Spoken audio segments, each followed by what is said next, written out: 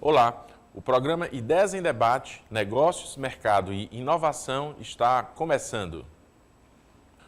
O censo é um instrumento fundamental para a coleta de informações demográficas, sociais e econômicas de um país. Por isso, desempenha um papel crucial na definição de políticas públicas para estados e municípios, por fornecer dados precisos e atualizados que auxiliam os governos a entenderem melhor a população e suas necessidades. Em 2023, o resultado apresentado pela pesquisa causou um forte impacto socioeconômico no país inteiro. No Piauí, os dados do IBGE mostraram que Teresina, por exemplo, não teve um crescimento populacional significativo em 10 anos e não chega a 1 milhão de habitantes. Por isso, a capital piauiense vai perder 25 milhões mensais do Fundo de Participação dos Municípios. Além disso, esses dados podem alterar a representação política dos piauienses dentro do Estado e em nível nacional.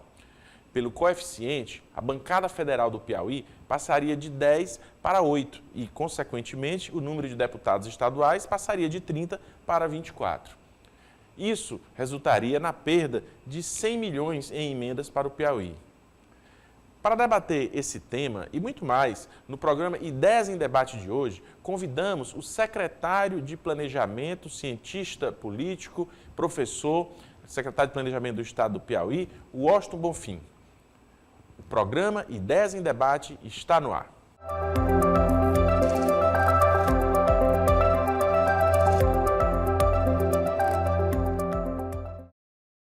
No programa de hoje, recebemos o professor, cientista político, atual secretário de Planejamento do Estado do Piauí, Washington Bonfim. Professor, secretário, seja bem-vindo. E eu queria iniciar a nossa conversa aqui hoje pedindo para o senhor explicar para os nossos telespectadores qual o papel do censo no Brasil e qual a importância, né, para o que representa a realização de um censo como esse que é realizado pelo IBGE. Olha, primeiro, obrigado pelo convite para estar aqui no Ideias em Debate. O censo é um instrumento absolutamente importante, né, para o Estado brasileiro, né, no sentido de, como você anunciou na abertura, quer dizer, ele atualiza os dados da população e não só isso, ele atualiza uma série de características, né, do ambiente físico, das cidades, né, de características das pessoas e indica a tendência daquilo que indica a tendência, né, a partir daquilo que passou. Ou seja, no caso do Brasil, nitidamente nós estamos diminuindo a velocidade do crescimento demográfico, ou seja, nós estamos nos tornando um país mais velho. A mesma coisa está acontecendo para o estado do Piauí, de certa maneira, como para como para a cidade de Teresina. Então, isso tem impacto sobre uma série de questões que vão desde a questão familiar propriamente dita, a questão de emprego, o volume de recursos que você tem que, né, direcionar, por exemplo, para uma política, né, mais para idosos do que por uma política mais para crianças, ou seja, você redireciona o Estado brasileiro, quem faz política pública, redireciona, né, os seus esforços em função, né, desses dados que são dados muito atuais. O período é muito grande, mas tem um custo muito alto fazer esse censo, então, na realidade, você tira, assim, lições muito importantes para poder fazer com que o Estado atue de maneira mais efetiva e traga mais resultado para a população. Eles direcionam as próprias políticas públicas, né? E aqui no último censo, né, os dados do IBGE afirmam que Teresina não teve um crescimento populacional significativo, como o senhor está afirmando, mas isso já nos 10 últimos anos. E Teresina não chegou a 1 milhão de habitantes. Isso é um resultado que pode trazer, ou que já traz essa perda de 25 milhões de reais mensais do Fundo de Participação dos Municípios. O que é que isso significa para a cidade de Teresina e de que modo a população pode ser impactada? Olha, Teresina já teve problemas com o censo do ano de 2010. E durante esse período viveu sob a égide de uma medida cautelar que, né, buscava recompor as receitas do município através da justiça, né? Digamos assim, agora em 2022 o mesmo fato ocorreu.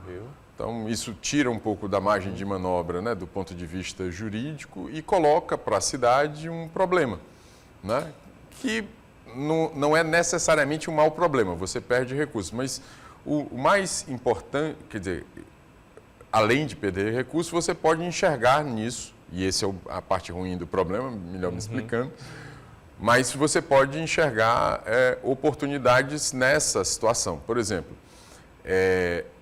quando você olha para os equipamentos urbanos, se a cidade não está crescendo tanto, você tem que direcionar as políticas, né, de habitação, as políticas de melhoria habitacional naqueles espaços que já têm maior infraestrutura. Você não pode espalhar demais a cidade, porque espalhando a cidade você vai criar complicação para a população e para o poder público na hora de oferecer serviço.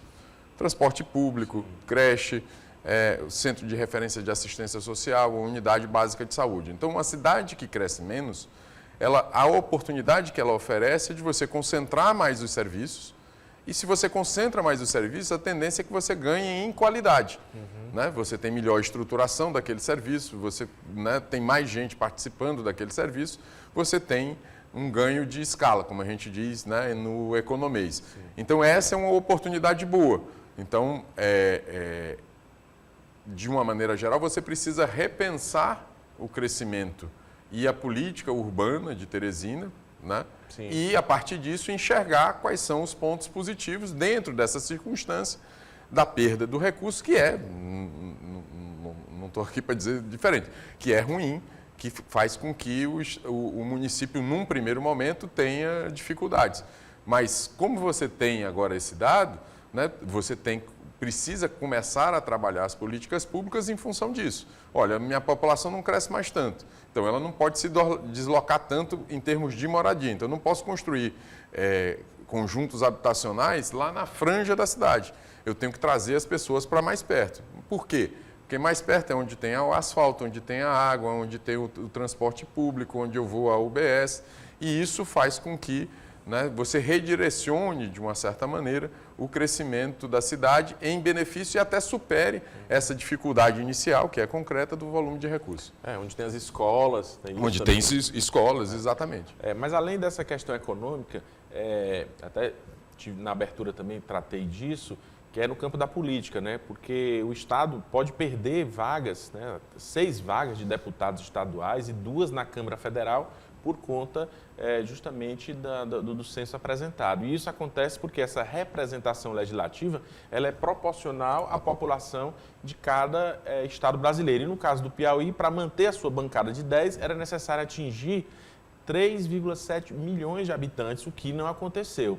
Então, por que isso é prejudicial para o Estado? É possível reverter esse quadro? Politicamente, né?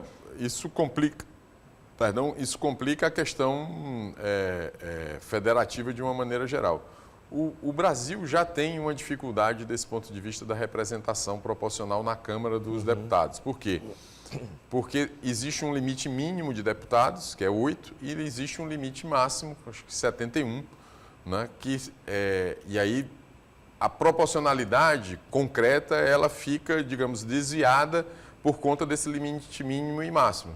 Então, se você pensar em Roraima e o Piauí, Roraima deve ter menos de 1 milhão de habitantes, certamente. Tem 6. E o Piauí tem mais de 3 milhões de habitantes. Então, ficariam com o mesmo patamar de deputados. São Paulo tem mais de 40 milhões de habitantes. Está limitado a 71. Se você usasse, e isso tem vários estudos de ciência política olhando para isso, se você usasse um critério exclusivamente populacional, São Paulo passaria, né, de 100 deputados. Roraima, os antigos territórios, Roraima, Rondônia, né, teriam 2, 3, 4 deputados, e o Piauí talvez ficasse ali nessa média dos 7 e 8. como existe o limite mínimo e o limite máximo, é razoável supor, né, que num acordo parlamentar a atual representação se mantenha. Né? Se reduzir, né, que é o que está previsto em função, né, do baixo crescimento populacional, obviamente que isso traz um prejuízo. Traz um prejuízo em recursos, a questão das emendas parlamentares, mas mais ainda traz um prejuízo em termos da representatividade do Estado no conjunto da federação. Sim. Mas quando você olha para a população, né, tem assim, os estados que têm mais população terminam tendo um argumento forte em torno disso. Né? Então, é uma briga federativa antiga, né, no sistema de representação brasileiro, sempre corrigida por esses instrumentos, estabelecimento, né, de um limite mínimo e, mais recentemente, do limite máximo. O IBGE também, ele divulgou que a população brasileira teve o menor crescimento já registrado na série histórica do censo. De que modo esse dado reflete a realidade do país? Isso tem a ver com a questão cultural ou de desenvolvimento econômico? O que reflete isso? Olha, tem vários aspectos. Eu acho que a questão cultural influencia, a questão do desenvolvimento econômico influencia, mas tem um aspecto importante que está relacionado com o desenvolvimento econômico, a urbanização. Uhum. O Brasil acelerou muito o seu passo de urbanização. E a vida na cidade, né, pela sua dinâmica, ela não permite que você tenha famílias muito extensas. 4, 5, 6 filhos. É caro, né? E muitas vezes inviabiliza a questão da sobrevivência daquela família. Ao longo dos últimos 20 ou 30 anos, as famílias brasileiras foram experimentando isso, né? Essa vivência de redução muito significativa do número de filhos por família. Teresina, né, já teve 4 filhos por família. Hoje tem menos de 1, é uma taxa europeia. Desculpa, tem menos de 1, tem menos de 2, 1,6, 1,5. É uma taxa europeia. Por conta disso, quer dizer, o ambiente urbano foi se consolidando. Nesse ambiente urbano, né, as atividades, né, permitem menor, quer dizer, não permitem uma maior interação, até do ponto de vista familiar, né, o custo de vida se eleva. E a questão, quando você fala da questão cultural, eu associo a questão educacional. Né? Na realidade, as famílias passam a ter mais anos de estudo, os indivíduos passam a ter mais anos de estudo, e isso favorece uma visão diferente, né, do papel da família.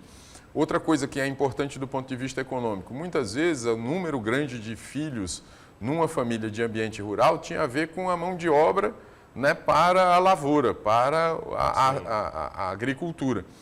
No ambiente urbano, isso não faz nenhum sentido. Quanto mais filhos você tem, maior a sua despesa, e não, né, porque... Tem a ver mais com o custo. Exatamente. Então, você não tem um benefício claro, os pais não têm um benefício claro por conta de terem maior quantidade de filhos. É justamente o contrário.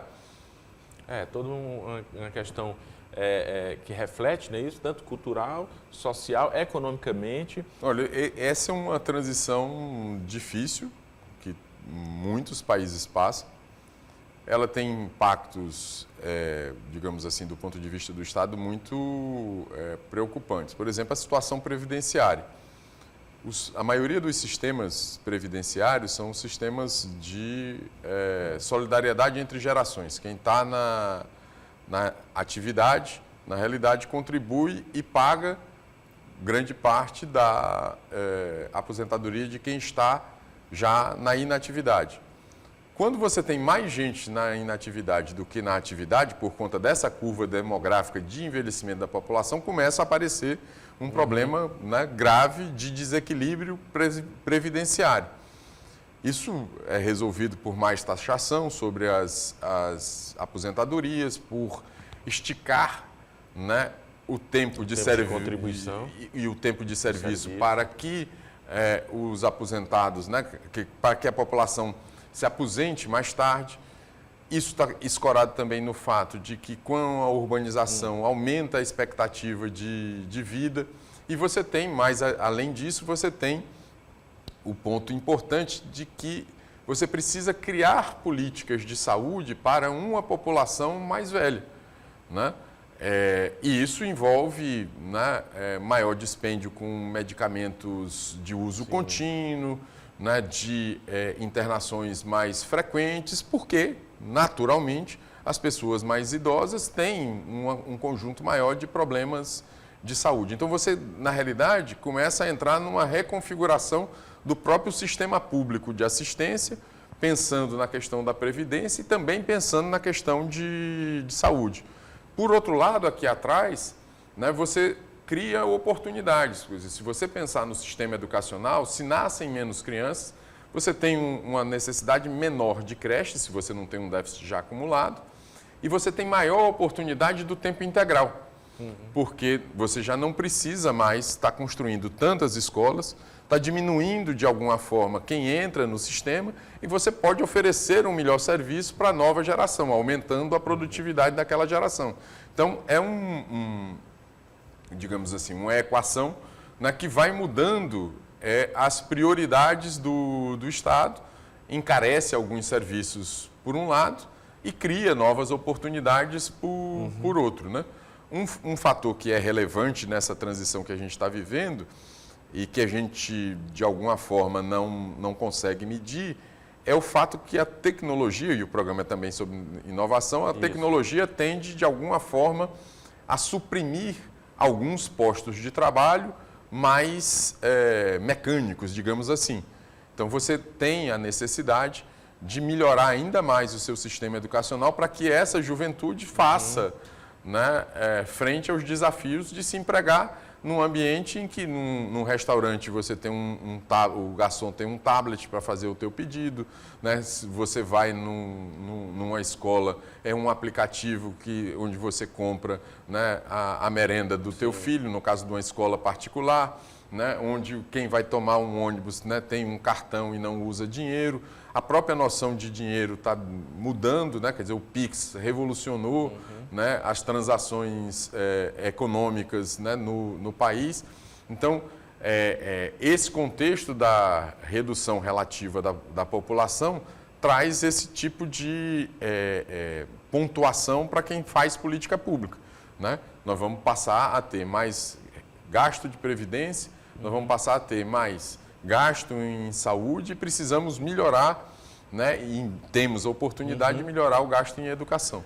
É muito interessante todos esses aspectos, né, que estão sendo trazidos aqui pelo secretário Washington Bonfim, e pensando a partir dessa perspectiva de gestão, como é que os líderes, tanto do país como dos estados e dos municípios, eles devem atuar com base nesses dados, nesses indicadores que são trazidos aí pelo censo? Olha, assim, é preciso ter bastante cuidado e atenção sobre isso. Tem uma área de administração pública, ciência política, que trata do que a gente chama políticas públicas baseadas em evidências. Aquilo que dá certo, aquilo que dá errado, você faz experimentos e você usa os números para poder indicar as políticas. Eu acho que cada vez mais nós vamos precisar disso, né? Fazer política pública baseada em evidências. Se eu tenho uma população que diminui, né, e tem uma tecnologia que fica mais eficiente, quais são os serviços em que eu tenho que aplicar tecnologia, né, e em como isso impacta a minha gestão de pessoas. Esse é um ponto importante da administração pública. De vez que o maior investimento da administração pública é no professor, é no médico, é no advogado, né, no juiz, é gente que faz administração pública. Mas isso precisa ser redimensionado frente a esses desafios. Uma outra questão, eu acabei de remeter, você precisa reposicionar a política de saúde, né, porque você vai ter mais pessoas usando um determinado tipo de serviço que às vezes, né, você nem precisava usar porque as pessoas não chegavam lá, né, em termos de idade. Você melhorou a qualidade de vida, você está melhorando Então, são mais comuns os casos de câncer, são mais comuns os casos de demência, são mais comuns os casos de Alzheimer, né, que são doenças, de uma certa maneira, né, mais incidentes quando da velhice. Então, a administração pública, o setor público, né, as prefeituras, né? Tem que ter um olhar diferenciado e especial para a primeira infância, porque é dela que vai surgir a força de trabalho do futuro. No Brasil, a gente já tem um problema bem expressivo em relação à questão da juventude, né? No sistema educacional, as duas grandes fases que a gente encontra problema, detecta problemas, são a segunda fase do ensino fundamental e o próprio ensino médio. Vide a discussão que está tendo agora ainda sobre o novo ensino médio, que foi revogado, tem, né, quer dizer, uma nova proposição. Como empregar essa mão de obra? Pensando, inclusive, volta à questão da aposentadoria. Eu preciso ter gente empregada, né, contribuindo, né, do ponto de vista da Previdência, para poder fazer face às aposentadorias daquelas pessoas que já deram a sua contribuição para a sociedade, né? Em trabalho e também em recolhimento de tributos, né, e de contribuições previdenciárias. Então, assim, é uma circunstância bastante desafiadora, mas assim, insisto no ponto, essa questão de olhar para as evidências. Vai ter cada vez menos espaço, em resumo, para políticas que, eu gosto disso e vou fazer. Não, eu quero isso. Como é que os números se comportam? Qual é o diagnóstico que eu tenho sobre essa questão? Com base nesse diagnóstico, eu vou fazer exatamente o quê? É esse o critério. As políticas terão que ser muito bem assertivas. Assertiva, porque o recurso, né? Quer dizer, a população tem mais instrução, tem mais longevidade, vive mais, portanto, né? Tem mais acesso à informação, ela não vai aceitar qualquer tipo de serviço, né? Uma questão aqui interessante também que me veio é se a pandemia, ela teve alguma, da Covid-19, ela teve alguma importância ou de alguma forma contribuiu para essa diminuição populacional? Existe algum estudo em relação a isso que o senhor tenha conhecimento? É possível que sim, a gente teve cerca de 700 mil mortos, talvez um pouco mais, esse número, né, baseado em 21 ainda, talvez seja um número maior, mas num contexto de mais de 210 milhões é um número muito pouco expressivo. Talvez tenha mexido, por exemplo, ali na coorte das pessoas com mais de 70 anos, tenha crescido menos em função de que a taxa de mortalidade da Covid se abateu mais sobre essa população do que sobre a população mais jovens. Mas, no conjunto, a representatividade me parece estatisticamente muito pequena. E talvez a natalidade tambem, né? As pessoas tenham se precavido mais. Exatamente. Né? Pronto, aí temos, né, o jeito das pessoas olharem a vida depois da pandemia certamente muda, né? Porque mudou o mercado imobiliário, mudou o jeito da gente lidar com a tecnologia, acelerou muito isso, né? Todo mundo de uma hora para outra precisou usar computador, telefone. Bom, e dando continuidade à nossa entrevista com o cientista político, professor, secretário de Planejamento do Estado do Piauí, Washington Bonfim, eu queria, secretário, retomar falando um pouco do cenário demográfico do censo, né, que comprovou que a sustentabilidade do sistema previdenciário, a gente estava abordando isso antes do intervalo, essa sustentabilidade atual ela é incerta, gasta-se mais do que se arrecada. A tendência é piorar com o aumento de aposentados e diminuição da população economicamente ativa.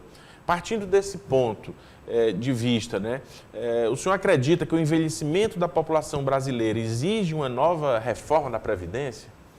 Eu obviamente não tenho expertise suficiente para dar uma resposta muito, né, profunda sobre isso. Foi feita uma reforma recente de 2019. Ela, né, quer dizer, se impôs pela questão dos números, né, houve uma longa discussão, né, e apesar das resistências, ela, né, prevalece.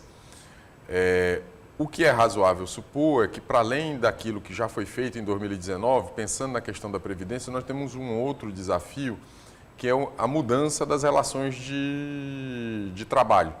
Sim. Você tem cada vez mais pessoas que não têm carteira assinada, que estão no Simples, por exemplo, são microempreendedores individuais ou microempreendedores. E isso muda também a correlação de financiamento da Previdência, né, do pagamento das aposentadorias. E você tem do lado do setor público muitos municípios, e aí estou falando de municípios, não de Estado. Sim.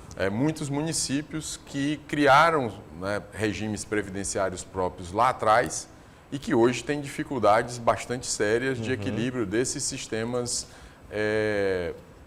de previdência próprios, né? Quer dizer, quem está amparado no INSS está muito mais tranquilo do que aqueles municípios que estão em regimes próprios.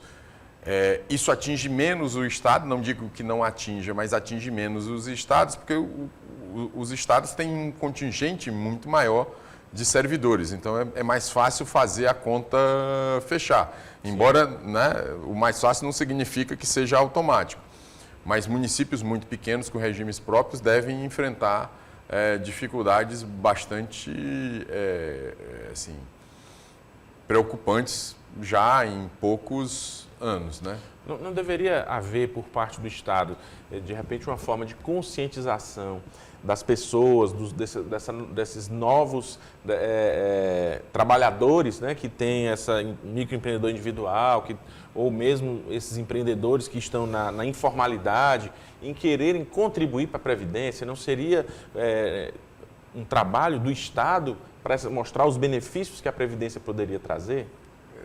Assim, mas não é tão automático, né? Quer dizer, no final das contas, né? Quer dizer, no final do dia, como se diz, o grande ponto é que determinado tipo de profissão, né, ela tem um rendimento tão baixo que o indivíduo que recebe aquele rendimento, ele troca, né, de alguma forma, Sim, o rendimento presente pela perspectiva de rendimento futuro. Então, ele procura não contribuir para a Previdência porque a necessidade de renda dele é imediata. Não é daqui a 20, 30 anos quando ele aposentar. Então, tem aí um problema. Isso é uma questão. A outra questão, né, é que talvez, né, o que a gente precise pensar, e aí não é o Brasil, é o mundo todo, é como taxar, né, outras atividades que hoje são muito importantes. Por exemplo, todo o comércio pela internet, né, quer dizer, você tem novas fontes, né, de arrecadação que ainda são pouco utilizadas, até porque elas estão nascendo agora, e tem uma circunstância de fontes de arrecadação mais antigas que naturalmente vão perder a sua dinâmica. Nós vamos estar a Previdência é sempre muito taxada a partir do trabalho, Sim. obviamente, né? Você está numa circunstância que determinadas profissões vão cessar. Como é que você vai fazer? Ainda que você queira fazer com que o indivíduo contribua, né, a probabilidade dele estar, né, não empregado ou num emprego de remuneração baixa é grande. Então, você cria, né, dificuldades. Assim, esse é um conflito distributivo que vai permanecer durante algumas décadas até que essa transição que a gente vive hoje, ela se estabilize minimamente. Eu falo de transição do mundo do trabalho, da tecnologia e acomodação dessas novas profissões, de um lado, e do outro lado que a gente estava discutindo aqui, né? Quer dizer, longevidade, mais gente vivendo mais e necessidades de investimento em saúde e em previdência para manter essa estrutura, né, das pessoas mais velhas terem dignidade na sua reta final, né? E a gente estava falando, reta final é feio, ali nos bastidores, a gente estava conversando sobre essa realidade, né, de diminuição populacional. Se ela é de país subdesenvolvido ou é de país desenvolvido. Se sim, como que os países mais desenvolvidos, que é o Brasil, estão trabalhando ou estão sendo afetados em relação a essa diminuição populacional? Na realidade, ela é típica de países de renda média para renda alta, especialmente nos países de renda alta fazem essa transição demográfica primeiro. O Brasil tem um conjunto grande de autores na área de economia, de ciência política, mas especialmente economia e na área de direito previdenciário, que falam que nós perdemos o chamado boom demográfico, quer dizer, nós estamos ficando mais velhos antes de ficarmos ricos, a gente ainda é um país de renda média, e isso coloca um desafio, né? Quer dizer, você ter menos gente na base da sociedade, mais gente, né, nos estratos superiores quando a gente pensa na questão de idade. Então, é claramente algo de países desenvolvidos. E o de renda média para alta, mas especialmente países desenvolvidos. E esses países lidam com dificuldade com essas questões, porque afeta, né, os seus sistemas previdenciários, e aí há muito estímulo, às vezes, para que você tenha mais filhos. Tem países que têm, por exemplo, planos, não necessariamente apenas por conta disso, mas tem, como é que eu vou chamar? Licenças, políticas públicas de licença maternidade e paternidade muito generosas, né, em que a mulher e o homem, né, enquanto casal, tem às vezes até 2 anos de licença paternidade que eles podem dividir, ou seja, para tentar facilitar com que, né, a decisão desse casal em torno de ter filhos seja mais rápida e efetivamente se dê. E isso é um ponto importante, quer dizer, os países nórdicos, na Suécia, Noruega, têm exemplos muito generosos de políticas de licença, assim, porque são países de estado de bem-estar, mas também porque são países que buscam estimular o nascimento de crianças, né? Estimulando, assim, o crescimento populacional e, via consequência, a força de trabalho. Exatamente. Que é o que aqui no fim do dia interessa. Tem mais gente trabalhando. Existe algum estudo, eu não sei, se houve alguma resistência da população em atender a equipe do IBGE, isso pode ter afetado esses dados, ou, de fato, esse censo, na sua concepção, ele reflete exatamente a realidade que a gente vive? Eu creio que ele tende a refletir mais a realidade. Efetivamente, houve problemas do ponto de vista, quer dizer, ele atrasou, era para ter sido em 2020, a pandemia não permitiu, em 2021 houve não tinha dinheiro, né, para fazer, ele já foi feito em 2022 e pontualmente, até a imprensa colocou isso de maneira muito reiterada, né? Em alguns estados, me lembro aqui do Rio de Janeiro, em que houve, né, um esforço grande do IBGE para manter as pessoas na rua, pedindo que elas, né, quer dizer, manter as suas equipes na rua, pedindo que as pessoas respondessem o censo. Acho que isso aconteceu para alguns estados, outros não acredito que isso tenha acontecido tanto, né, para um estado como o Piauí, que é um estado menor, mas eu creio que fora alguma coisa pontual que o IBGE possa identificar, de um modo geral, nós não estamos vivendo algo que é muito fora da curva em relação ao que outros países já viveram. Obviamente que importa ver aí, né,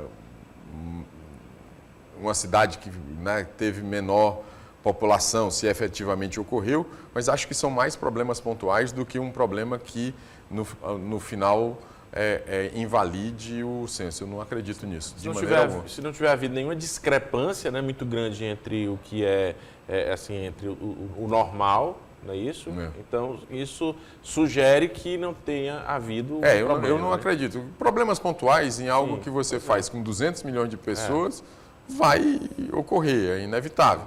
Né? Mas nada que invalide o trabalho como um todo, muito longe disso, assim, um trabalho fundamental. Para a gente, por exemplo, para mim, que sou secretário de planejamento, né, é fundamental. Como é que você planeja orçamentariamente um estado? Um número, não tem jeito, e número de população, para saber qual é a população do território, qual é a população do estado, qual é a população de um determinado bairro. Isso tudo interessa para nós, porque tem a ver com aquilo que o estado ou a prefeitura, no meu caso, né, eu sou da equipe do governador Rafael Fonteles, o governo do estado pretende fazer.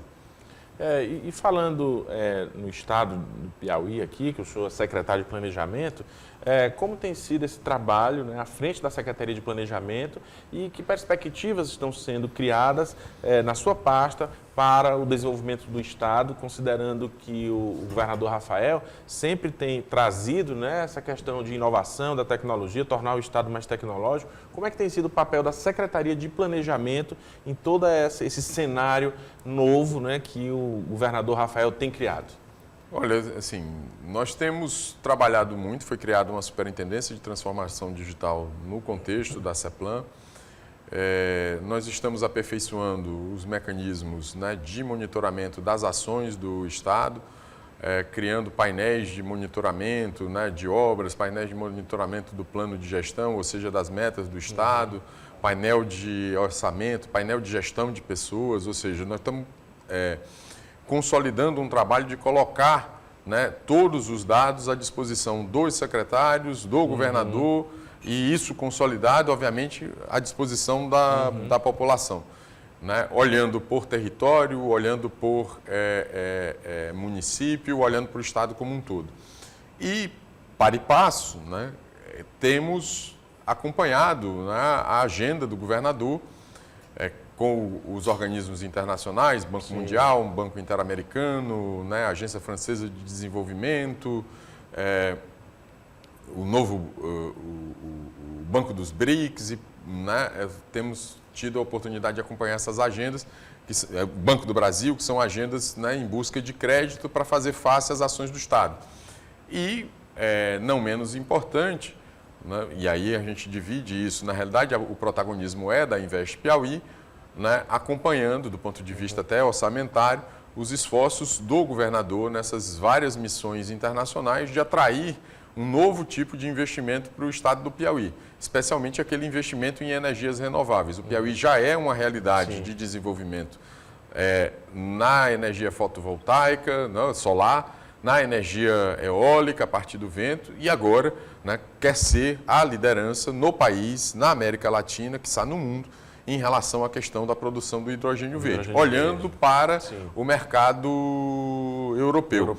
Então, há um esforço do governador Rafael Fonteles de, como ele diz, sem deixar ninguém para trás, né, atualizar, né, as perspectivas do desenvolvimento econômico estadual, olhando para as novas oportunidades, né, na área de tecnologia, na área de sustentabilidade, né, e na questão da educação, que é, na área social, o grande carro-chefe da sua atuação.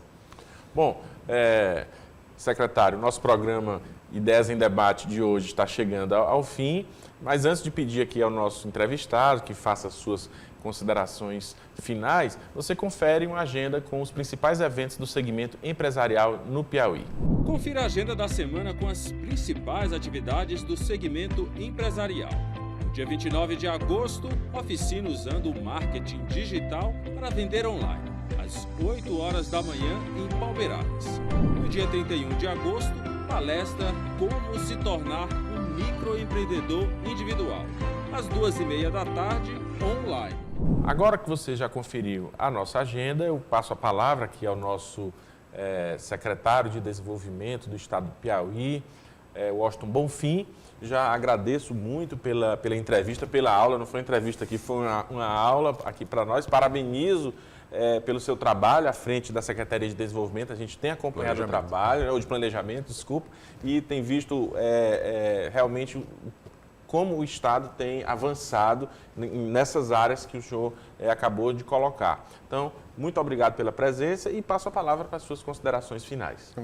Só agradecer, né, aos telespectadores, às telespectadoras, agradecer você, Campelo, pela oportunidade e me colocar à disposição. Acho que a gente está num momento muito importante para o Estado do Piauí. Tem um governador que tem uma visão, né, muito sólida sobre o seu tempo, né, e na realidade até à frente do nosso tempo, e pesa sobre todos nós, e a gente comenta isso, né, enquanto secretário, né, eu e os colegas, da responsabilidade que temos com esse momento, né? Quer dizer, nós temos um governador que tem uma liderança fortíssima, temos um presidente da República que tem um olhar especial para o Piauí, temos um ministro, né, de uma pasta absolutamente central do ponto de vista, né, da federação. Então, temos muita, quer dizer, existe a tempestade perfeita, nós estamos vivendo a bonança perfeita. É da nossa responsabilidade, né, aproveitar o máximo possível dessa oportunidade e mudar, né, melhorar a vida do nosso cidadão piauiense, da nossa cidadã piauiense. Obrigado. Muito obrigado, secretário. Agradecemos também a sua audiência em casa e convidamos você a participar da nossa produção através das redes sociais, @Sistema O Dia e do WhatsApp 86999112111. Você pode sugerir pautas e nos enviar feedback dos assuntos discutidos. Acompanhe também a reprise do programa todo sábado das 9 às 10 horas da manhã e caso não tenha tempo para acompanhar a transmissão às terças-feiras ou mesmo a reprise aos sábados, você pode acessar nosso canal no YouTube. É só pesquisar Sistema O Dia na plataforma e assistir o programa na íntegra. Um abraço e até o nosso próximo encontro.